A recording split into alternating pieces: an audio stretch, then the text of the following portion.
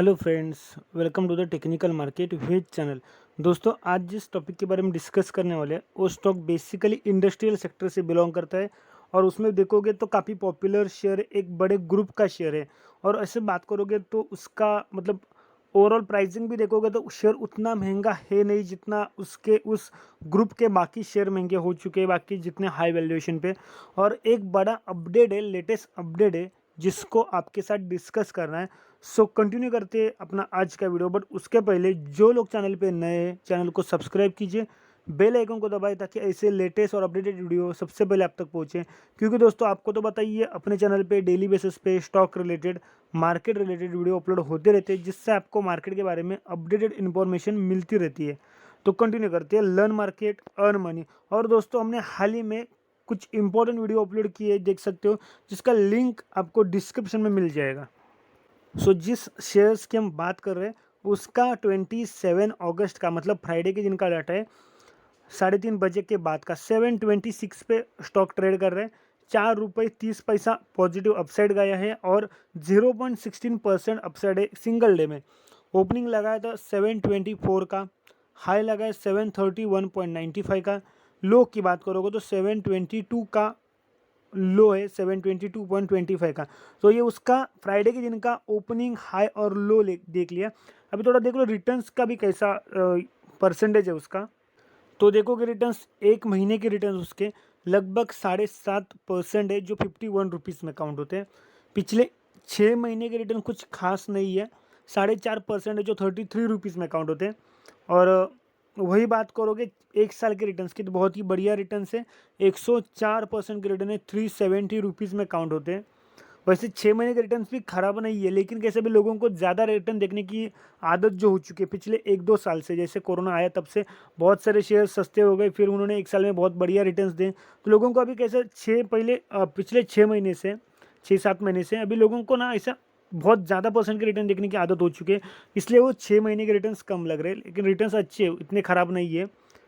5 साल के रिटर्न्स की बात करोगे तो 170% रिटर्न है, बहुत ही बढ़िया है। देखो पिछले 5 साल से शेयर कंसिस्टेंटली आपको रिटर्न्स दे रहे हैं और मैक्सिमम के रिटर्न्स उसके 290% है। अच्छे खासे रिटर्न है क्योंकि शेयर 2007 में आया था, 540 रुपये का जंप है लॉन्ग टर्म में। कंपनी है Adani ports special economic zone and limited. NSC के साइड पर ये अदानी पोर्ट्स के नाम से जाना जाता है। और दोस्तों अदानी पोर्ट्स का बीच में मतलब कुछ दिन पहले अदानी के जितने शेयर्स थे सब में एक बड़ा क्रैश आया, सिर्फ और सिर्फ अदानी ग्रुप में। तो जिसमें अदानी के बहुत सारे शेयर्स काफ़ी नीचे आए क्योंकि वो काफ़ी ज़्यादा हाई वैल्यूएशन पे ट्रेड कर रहे थे। और साथ ही में थोड़ा उल्टा सुल्टा स्टेटमेंट भी आया। सो मैं ये नहीं कह रहा हूँ कि सब सही है या फिर सब गलत है, हमें देखना इस पर्टिकुलर शेयर के बारे में आज की बात। तो न्यूज़ क्या है, पहले न्यूज़ देख लो। बेसिक अपडेट देख मतलब basic information, Adani ports and special economic zone limited is India's largest private multi port operator. ये बात अंडरलाइन करने वाली है कि इंडिया के लार्जेस्ट मल्टी पोर्ट ऑपरेटर है।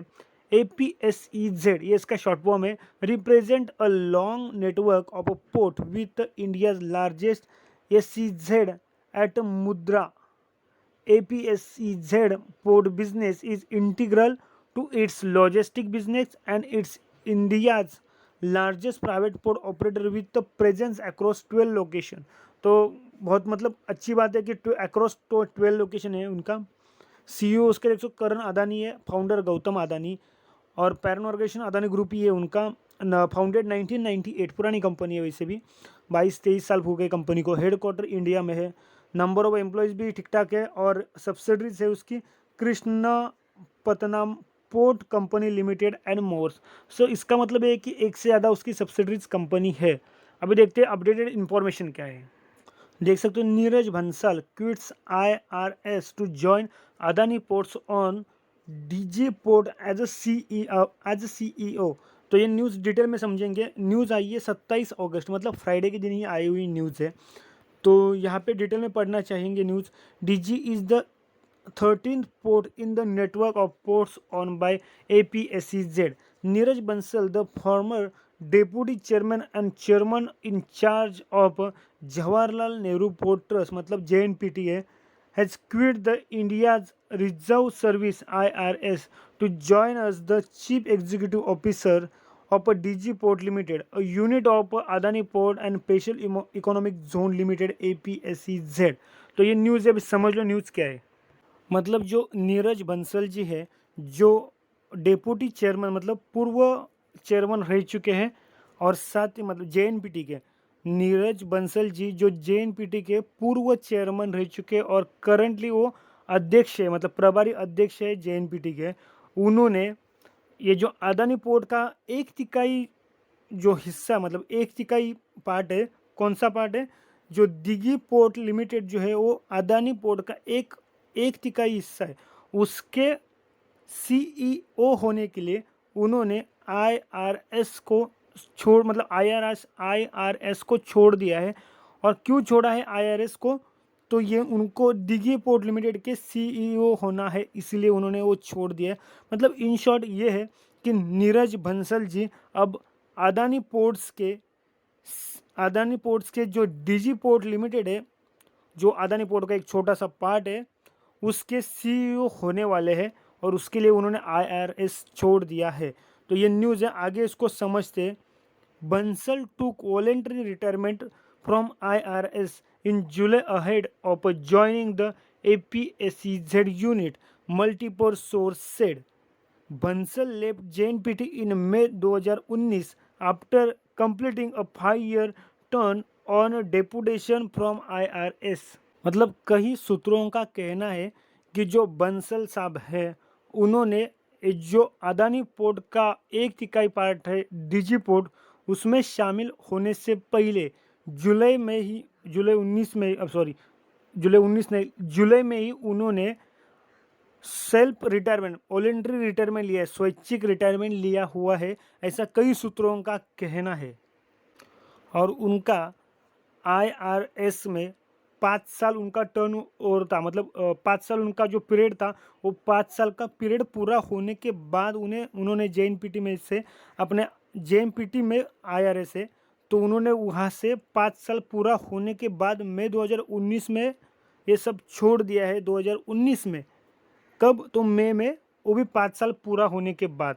तो मतलब लेटेस्ट अपडेट तो ये समझ लो कि अभी वो डीजी पोर्ट के सीईओ होने वाले, और ऐसा कई सूत्रों का कहना है।